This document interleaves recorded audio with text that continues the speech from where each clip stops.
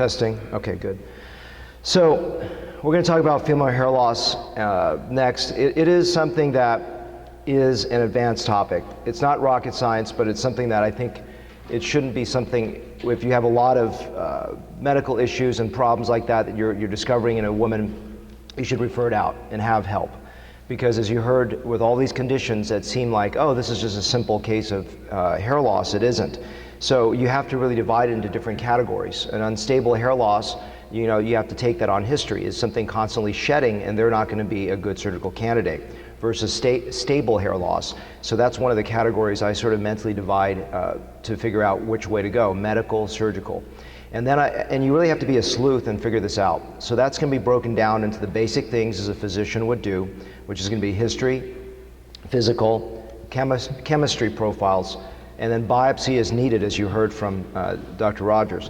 So starting with the history, some things that you can look for in a woman would be, was there some kind of sickness going on? Was there a weight loss, protein malnutrition, something like that? Was there general anesthesia? Those things would point, for example, a few months later, weeks to months later, typically 6 weeks, 3 months later, of some kind of telogen hair loss that's going on. It could be chronic in nature with a long-standing chronic telogen effluvium. Some women on a long-term process have ongoing shedding of their hair. So you want to look at something as a recent inciting factor, pregnancy, because pregnancy can actually create a prolonged anagen phase, and when then they deliver, they have this shedding. Well, those things are not going to be something you're going to transplant. So male pattern baldness, obviously there's a lot of things, as you heard, can masquerade as it, but for female pattern hair loss, I do even a more in-depth investigation because there can be a lot of confounding variables. And so part of this talk is not just about surgery, but things you need to investigate. Is there a traumatic extensions you heard? Or that could be, as you heard, CCCA. There could be something else going on, and that's going to be the physical exam in a moment. But product damage, things like that, look for that. Women use, not even just African Americans, but a lot of white women use a lot, or other ethnicities use a lot of chemical styling agents, and see if there's issues. I had a lady come in with hair loss, but it was all due to, and she was white, but just tons of damage to the scalp. So a physical exam is going to be very important. And just like when I divided into stable and unstable, to make it easy, I call it patchy and patterned, okay? These are just things of just categorically putting in your brain so you can move forward. And you've heard a lot of great lectures from Nicole about this, and you want to consider biopsy. Now, I don't biopsy, I send it to a dermatologist. I'm not a dermatologist by training, but you have to be one in the sense that you need to know whom you can operate on and whom you cannot, and that's a very important delineation. So you heard already, this is not truly patchy, it's sort of in a pattern, but I just put in that classification because this is that frontal fibrosing alopecia. You heard all the telltale signs already in an earlier lecture. And in African Americans, I have a huge alarm system going off when I see an African American female, because oftentimes it's that CCCA, more often than not. And what's really scary, listening to a lecture also by Jeff Donovan, was that in the front area, if you said, oh, that's just traction loss, it can be actually frontal fibrosing alopecia without any of the telltale signs. And the way that if the history is not clear for traction, or they have any crown component, sometimes this CCCA can be combined with FFA, and that mixed picture scares me. Once I start seeing crown involvement that doesn't look normal, and that's the majority, I would say, for African Americans, when I see crown loss in a female, I start to think, hey, this may not be traction, I'm just gonna have everything biopsied and make sure I'm comfortable. So there was a question in the audience about, is this safe to transplant? I know you can do test treatments, you can have some growth, but for your benefit, for the basics out here, as a starting physician who's going into hair restoration, for you, this is not transplantable, period.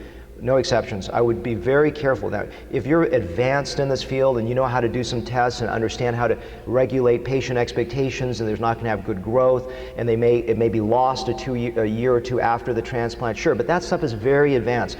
What I want you to become is a safe, reproducible surgeon and physician, and when you see weird patterns and things like that, don't transplant.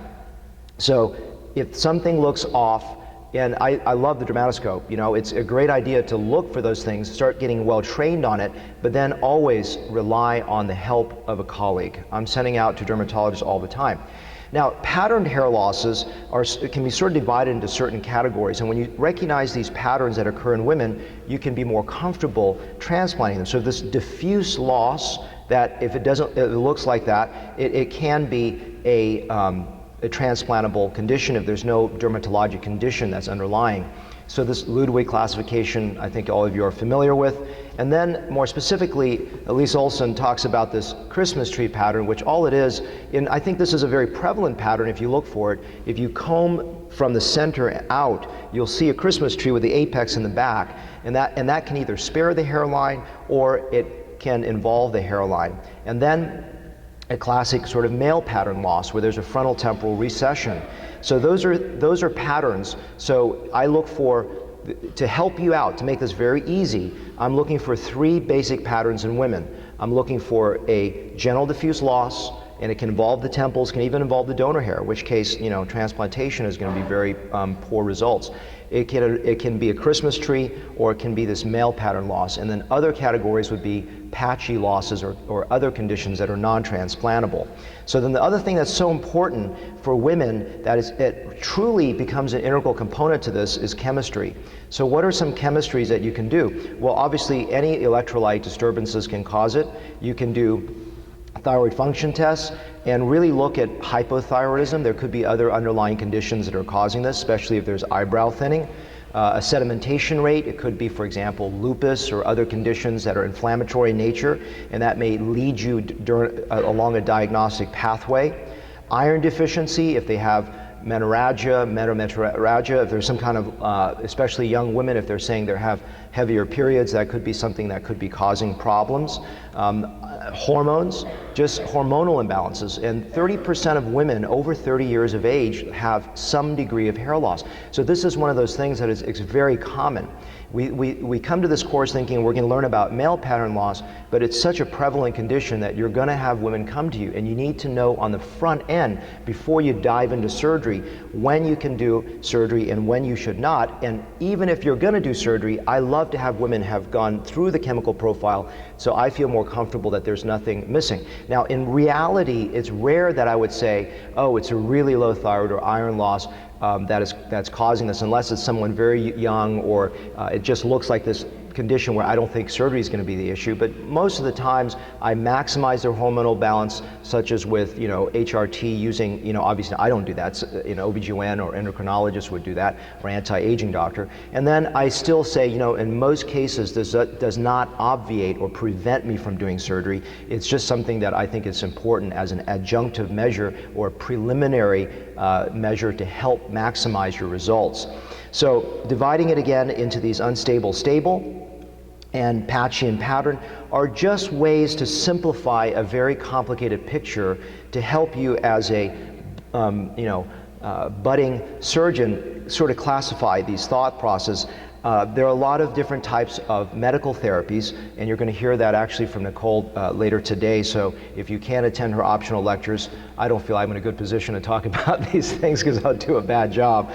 But there are so many things today. Finasteride is now shown to be helpful in the postmenopausal women, the 5 milligram dosing. In the spironolactone, the premenopausal. I don't prescribe spironolactone because you have to look for potassium issues, you have to look for SIADH issues. There are a lot of things that you have to worry about, but as a dermatologist do this routinely. So I just send it out to dermatologists if I feel like they could be maximized on that therapy. So these are sort of mainstays, but remember, finasteride is not for a premenopausal setting, it's for the postmenopausal setting for women because of the teratogenic effects that can occur in childbearing ages.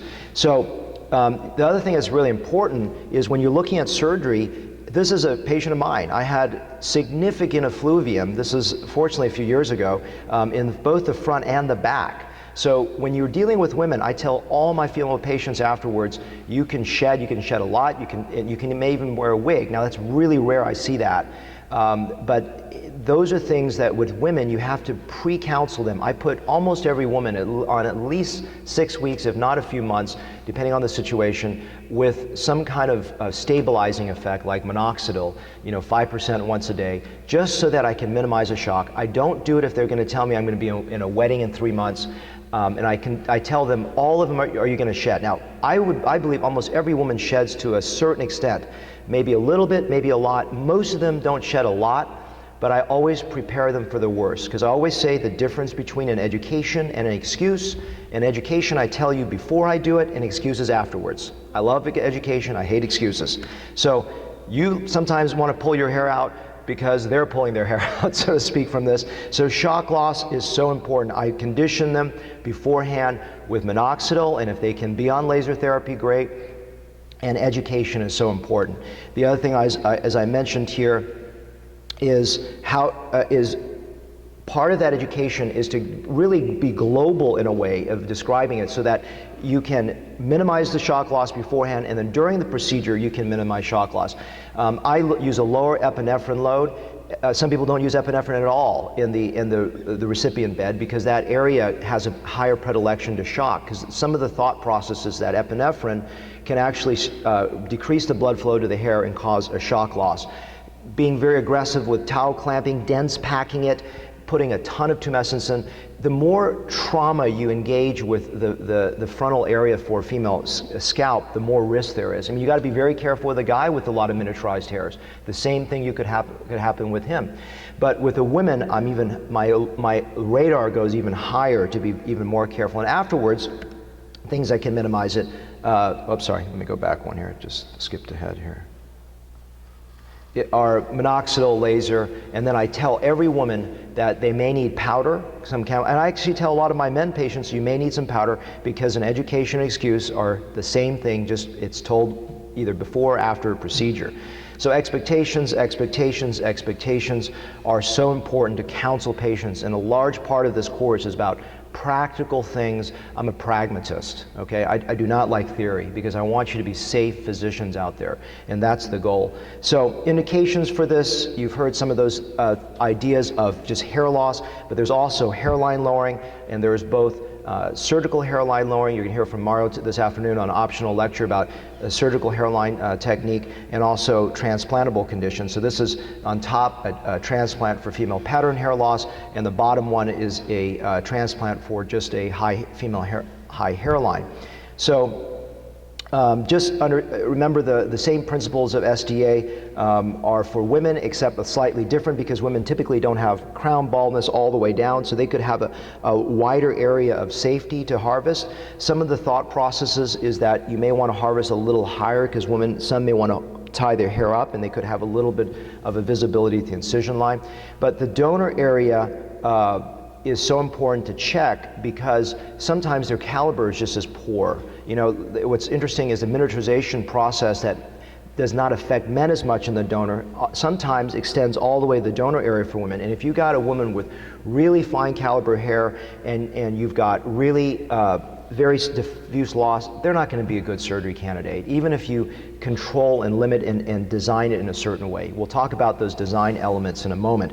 The other thing is that when you go to the sides, the temple oftentimes is more diffusely lost, and then I have to sometimes go wider and shorter for a woman than for a guy, whereas sometimes with guys I can go a little to the good hairs up here in the temporal zone, whereas women I'm winding up making it shorter. With women, if they have diffuse loss and they have a little bit more limited donor in that combination, and we can do some of those exercises in the afternoon in the lab and just talk a little about different scenarios. But then you have to be more selective in the way you design the scalp. So I usually like to call them L's and T's. So what that means is that if a woman is okay to style a hair the same way, okay? Let's go left to right, for example. Then I'm going to do part zone and central forelock. That's an L going this way. If they part it this way, go this way. If they part it in the middle, they go this way. And sometimes what you have to counsel with a woman is that they don't have freedom to style it however they want because you just don't have enough grafts. You spread it all over, it's like throwing seeds all over the field, nothing is going to grow, it's not going to look dense enough. So you have to concentrate those areas. So if you remember these patterns of L's and T's, it's an easier way for you to transplant a woman and get a successful outcome. And you have to counsel that woman. You don't go in and say, you know, I'm going to do an L. They wake up and go, well, I really like to style my hair 3 different ways. Oh, I didn't know that. Counsel before. Education versus excuse, target and focus. If you've got especially really thin caliber hair back here, oftentimes the success rate is low. You've got to look at that donor area really carefully and then look at the diffuse loss. And women say, I want all my temples done. Well, okay, maybe we can't. Let's make those decisions on the front end. But give them hope and say, you know, it's not hopeless if you can surgically help them.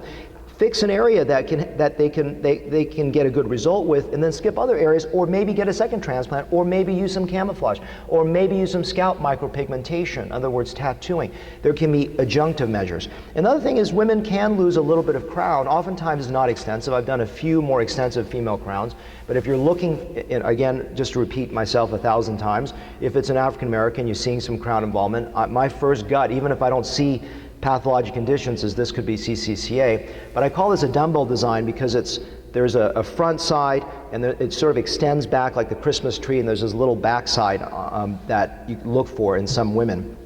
And then look at, just like what Vance was saying earlier, when you go look at all the male hairlines, well, look at all the female hairlines. There's so much variability. Sometimes you get this very ovalized shape without too much of a peak, and then you get this cowlick and a whirl, because when you design a female hairline, which we'll do in a few minutes, it can be very different than a male hairline. Here's another variation, and this is more of a rectangular one with a stronger widow's peak, and or squarer one, and this is more of a rectangular one with a slightly different cowlick pattern. And so a male hairline, as you heard, this is a male hairline, typically goes straight forward for the majority. Some don't. You saw the demonstration yesterday that didn't. But the female hairline has a different energy. It has a different flow and a different characteristic. And those characteristics I'm going to demonstrate up here with a live demo. But you really want to contrast this male hairline that goes straight forward, okay, and then a female hairline, which is this one, where I typically look for where the pattern is, and if they've got a strong pattern, I'll recreate it. If not, if they want a female hairline lowering, or just it's not there, I'll create typically a whirl that goes out and then down. And you want to look for little distinct elements that are very unique to women. They may not have as much of these sentinel hairs because they don't have the type of recession that a man has. I typically don't make as many sentinels going out, those little hairs that dance out in the front. They can have little lateral mounds across here where there's this little, right in this area, there's a little bit of a protuberance that comes out of the hairline. These subtleties we can do in the lab, but I suggest, I recommend, if for you to get this down, it's great to learn a little bit today during our elective time, but I really want you to spend a large part of that energy repeatedly nailing a male hairline without a temple and nailing just the recipient side creation for a male pattern. But yeah, if you want today, yesterday I did not allow it, today if you're really showing proficiency and you repeated yourself several times, then learn a female hairline. But I'm going to encourage you, don't go out and start doing this because it's very difficult, and I would recommend working mainly with men if possible. And then this is just showing you that sort of dumbbell design going back to the crown zone that I mentioned. And this is just showing you again, female hairline lowering techniques. And then this is a treatment for a male pattern baldness here. This is someone that was on steroids for bodybuilding, and this is masculinized her hairline. This is just a male type hair loss, that reconstruction. And this is just a sort of female frontal hairline loss and then some central density, and we went back and did some micropigmentation to even further enhance the part. This is a African American female hairline. This is a transgendered hairline. Some eyebrows. Some generalized, extensive, like almost a Ludwig III type. This is probably a 2 to 3 Ludwig. This is sort of that Christmas tree I showed you earlier. and then we'll do a little live demo here. So I'll leave this up so you can sort of see the general design.